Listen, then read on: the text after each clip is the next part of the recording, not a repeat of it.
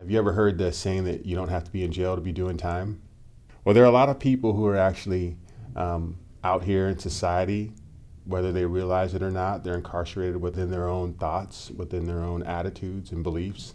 And I tell people all the time that I was incarcerated long before I even set foot into prison.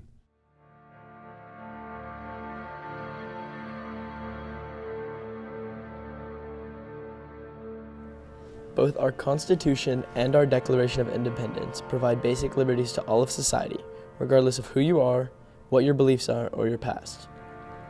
You have the freedom to live, patronize, and travel wherever you like. Of course, when one's caught violating the law, they're incarcerated and most of these freedoms are taken away. However, after this person pays their dues and does their time, they are released back into society, with all of these freedoms theoretically returned. The conflict comes when these former offenders are treated like different people. While they may legally have the same rights, they're restricted within society. There are boundaries put on them for where they can go in life and who they can be. If they've paid their dues, why does their past continue to threaten their future? Prison reform is an issue that has plagued our country for decades, and it has come time for us, the people, to do something about it. Programs like The Last Mile, the Insight Project, Social Imprints, and Root and Rebound have provided inmates with a purpose and a passion for life after prison. Most importantly, however, they give inmates a second chance at the liberty many of them deserve. So there was an inmate in San Quentin who had an idea he called it a jobs fair. And his idea was to bring employers into the prison. So we worked with him a little bit and decided the best thing to do would be to come up with a job preparedness program in addition to bringing employers in. So it's an 8-week program, and we start with an interest assessment to get an idea for people to think about, what do I really am I interested in? What do I really want to do with my life? And the men are really interested in that because most of them never got an opportunity to do that before. Last Mile is a business and entrepreneurship program that was started at San Quentin State Prison back in 2010. And the program is really designed to help people who are incarcerated and learn more about business and to take that entrepreneurial spirit that they have and guide it in the right direction. Well, I decided to join The Last Mile because I felt like it was a great opportunity for me to learn how to take this entrepreneurial spirit that I have and learn more about how to apply it in the right direction. In my past, I had used it to hustle drugs in the street and things like that, and it got me a sentence in prison. And so what I wanted to do was learn more about business and how I could take these skills and really use them in a positive way once I got out of prison. Social Imprints is a full-service custom branding company that has a unique social mission. We hire at-risk adults and do job training in everything from the warehouse to accounting assistant. So we generally hire people with either criminal records or individuals that have a substance abuse history. And the third category is people with less than a high school diploma.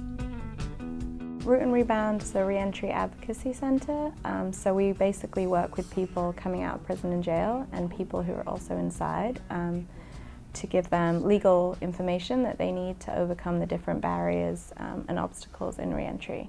In the past, liberty and equality have been considered different values, even labeled as antithetical. Political figures such as Lord Acton and de Tocqueville have often claimed that the passion for equality made vain the hope for liberty, or in other words, that if we fight for equality, we cannot possibly attain liberty. Now the two have become almost inseparable, two sides of the same coin. We cannot value liberty in the absence of equality, and vice versa. These reentry programs are fighting for both the liberty and equality of those who have been socially barred from finding it themselves.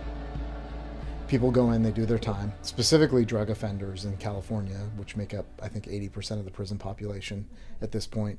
They come out, and then it's really difficult to get work. So these are not necessarily people that don't want to work. These aren't people that can't work.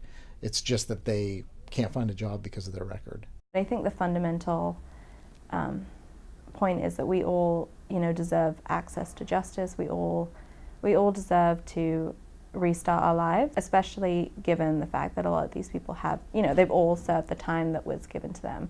In the eyes of the law, they're literally meant to be the same as you or I. People definitely have, I feel, the right to be treated equally, no matter what they've done or what they haven't done, or even what their skills are or their background. I mean, we all are fundamentally the same. But without the right opportunities and resources to help them transition smoothly back into society, many who are released from prison later commit other crimes and end up back behind bars. California's recidivism rates, or the rate of returning convicts, are among the highest in the nation. Over 65% of those released from California's prison system return within 3 years. Recidivism is a multi-tiered problem with no easy answer, but it begins with giving inmates a second chance. Inmates who are presented with the opportunity to participate in job training programs while incarcerated are half as likely to return to lockup as those who do not. Many of these programs have been created to assist in the smooth reintegration of former inmates and to give them opportunities they would not find otherwise. Had I not gone through the last mile, I'd probably be still learning a lot of lessons the hard way, asking a lot of questions and going through, what one needs to go through to learn these things. So, I had my mind made up that committing crimes and going back to that kind of lifestyle was just not an option for me.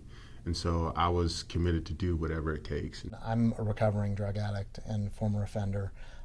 So I was incarcerated in the late 90s for heroin possession.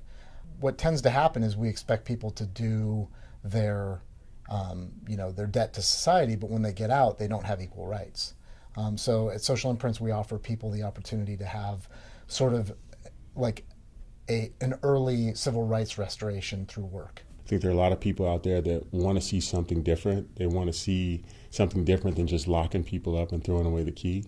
And I think that the last mile provides an alternative, something that's innovative and something that's progressive that people can believe in. So that's why I continue to work with the last mile.